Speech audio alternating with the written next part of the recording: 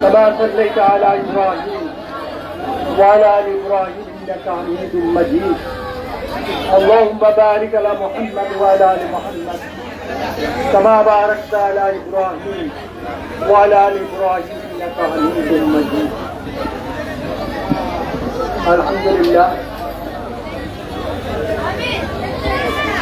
আজকে এই পথসভায় উপস্থিত আমার নেতৃবৃন্দ,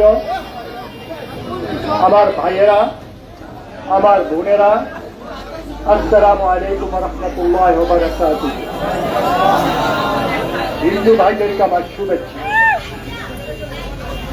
প্রিয় ভাইয়েরা আমার, প্রিয় বোনেরা আমার, আপনারা কি চিন্তা করছিলেন 1 বছর আগে সাইকোবাদ দেশে ফিরবে? পৃথিবীর কোন জ্যোতিষ, পৃথিবীর কোন গোয়েন্দা সংস্থা এমনি ভাবে চিন্তা করতে পারে না এই রাজীব সরকার আমাদের থেকে বিদায় দেবে, তেমনি ভাবে চিন্তা করতে পারে না এই যে আমরা দেশে আসবো, নির্বাচনে অংশগ্রহণ করব, এটা কেউ চেষ্টা করে না। এটা করেছে কে? জুড়ে বলেন, করেছে কে? এই জন্য আমরা সবাই বলি আলহামদুলিল্লাহ। প্রিয় ভাইয়েরা আমার, বোনেরা আমার, আপনারা আমাকে 1986 সালে স্বতন্ত্র সংসদ সদস্য নির্বাচিত করেছিলেন। তখন কিন্তু আপনাদের এই যে কোম্পানিগঞ্জ নবীনগর রাস্তায় বড় গাড়ি চলত না, চিকন লোহার ব্রিজ ছিল, যেই কারণে রিক্সা ছাড়া কিছু চলত না। আপনারা আমাকে প্রথম নির্বাচিত করার পরে আল্লাহর রহমত দয়ায় আমি প্রথম যে কাজটা করেছিলাম, কোম্পানিগঞ্জ থেকে নবীনগর পর্যন্ত এই রাস্তায় যতগুলি চিকন লোহার ব্রিজ ছিল এগুলি অপসারণ করে বড় লোহার ব্রিজ স্থাপনের ব্যবস্থা করেছিলাম। যারা আমার মতো দাড়ি বাকনাওয়ালা তারা সব জানে। আমার যুবক ভাইয়েরা, যাদের বয়স কম তারা এটা জানবে না, তারা জেনে নেবেন মুরব্বীদের কাছ থেকে। শুধু তাই না, এই ইউনিয়নে চেয়ারম্যান ছিল মতির সাহেব, ছিল না চেয়ারম্যান? নবীদ মাস্টার আমার অত্যন্ত স্নেহবাদন ছিল।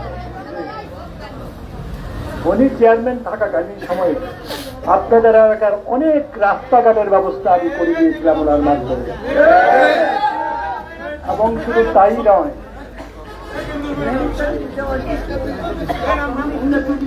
19টা ব্রিজ দেওয়া হয়েছে।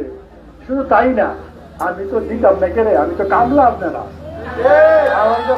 আমার তো বানাইছেন আপনারা কামলা, আর আপনারা ভাইয়েরা বোনেরা হইলেন আমার নেতা। তবে আগামী নির্বাচনে যদি আল্লাহ পাক আমাকে নির্বাচিত করান, এইবার কিন্তু আবার চেহারা অন্যরকম হবে। যেমন আমি জীবনও চিন্তা করছি না যে আমি মুরাদনগর আইতে এরাম নির্বাচনে অংশগ্রহণ করতে এরাম, জীবনও চিন্তা ভাবনা করতে গেলে আল্লাহর সন্তুষ্টির জন্য যা কাজ করার তাই করব। আল্লাহর সন্তুষ্টির বাইরে আল্লাহ যেটা নিষেধ করেছেন এগুলি নিয়ে আমি চেষ্টা করবো যাতে আল্লাহ যা নিষেধ করেছেন তা যেন না হয় আমাদের সমাজ। এবং আমি মুরাদনগরের সাধারণ মানুষদেরকে নিয়ে পরামর্শ করে কাজ করব, নেতাদের নিয়ে পরামর্শ করে কাজ করব, তাদেরকে মূল্যায়ন করব যারা অনেক কষ্ট করেছে, অনেক জেল কেটেছে, কিন্তু মূল আলোচনা হবে আমার জনগণের সাথে। জনগণ যেটা বলবে আমি এটাই করবো ইনশাআল্লাহ। দেখো আল্লাহ কিন্তু দেবে আনছে, আল্লাহ যেহেতু দয়া করে আনছে, আল্লাহ যেহেতু নির্বাচনে অংশগ্রহণ করে ব্যবস্থা করে দিচ্ছে, আপনাদের একটা দায়িত্ব আছে না, কর্তব্য আছে না? আছে। দায়িত্ব কর্তব্যটা কি জানেন? যে এই মাজলুমটা এতদিন বাইরে ছিল, এত কষ্ট করছে, তার বউ বাচ্চা কষ্ট করছে, তার আত্মীয় স্বজনরা কষ্ট করছে, এই মুরাদনগরের তার দলে যারা ছিল তারা জেল খাচ্ছে, জুলুম শিকার হয়েছে, অত্যাচার হয়েছে। এইবার তারে সবাই মিলে ভোট দিয়া এমন ভাবে জয়যুক্ত আল্লাহর রহমতে করি যাতে অধিক ভোটে। রাজি আছেন আপনারা? হাত তুলেন তো দেখি কারা কারা রাজি আছেন।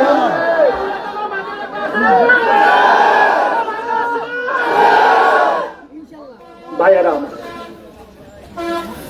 এই যে দেখেন এত বড় জুলুমের শিকার আমি, আমার বিদেশে ইন্টারপোলের মাধ্যমে অ্যারেস্ট করছিল। কে করাইছিল? হাসিনা সরকার। ইউসুফ আব্দুল্লাহ চেষ্টা করে করছিল হাসিনা সরকারের অ্যারেস্ট করাইয়া আমারে রাত্রে ফ্লাইটে পাঠাই দিব ঢাকা। ফ্লাইটের টিকিটও কনফার্ম করছিল। আমি আমার মসজিদে নবীর মুয়াজ্জিন হুসাম বুখারী, উনি আমাকে 2 রাকাত নফল নামাজ শিখাই দিচ্ছিল। আল্লাহ সাক্ষী, আমি 2 রাকাত নফল নামাজ করে শেষ দিকে আল্লাহরে কইলাম, আল্লাহ তুমি তো আমার বাংলাদেশ থেকে বের করে নিয়ে আসতো এই জুলুম থেকে বাঁচার জন্য। কারণ আমি যেদিন এয়ারপোর্ট থেকে সিঙ্গাপুর গেলাম চিকিৎসার জন্য, তারপরের দিন এয়ারপোর্টে চিঠি গেছে যে কাজী শাহ মোফাজ্জল হোসেন কায়কোবাদকে বিদেশে যেতে দেওয়া যাবে না। আল্লাহ কি করছে? আগের দিনই ফাটাই দিছে। আল্লাহর গোলামরা আল্লাহ আগের দিনই ফাটাই দিছে। আমি যদি আমার আল্লাহর রাস্তায় আমার কোরবানি করে কুচি কুচি করে কাটতে বিলাই দিই আল্লাহর রাস্তায়, আমার আল্লাহ শুকরিয়া দেওয়া হবে না। আমার মতো কায়কোবাদকে আল্লাহ 5 বার এমপি বানাইছে, মন্ত্রী বানাইছে, আপনাদের খেদমত করার তৌফিক দিচ্ছে। যেন 3টা বন্যা গেছে না মুরাদনগরে, যারা মুরব্বীরা আছেন, আমি দিন রাত 24 ঘন্টা চেষ্টা করছি না আপনাদের খেদমত করার জন্য, চেষ্টা করছি।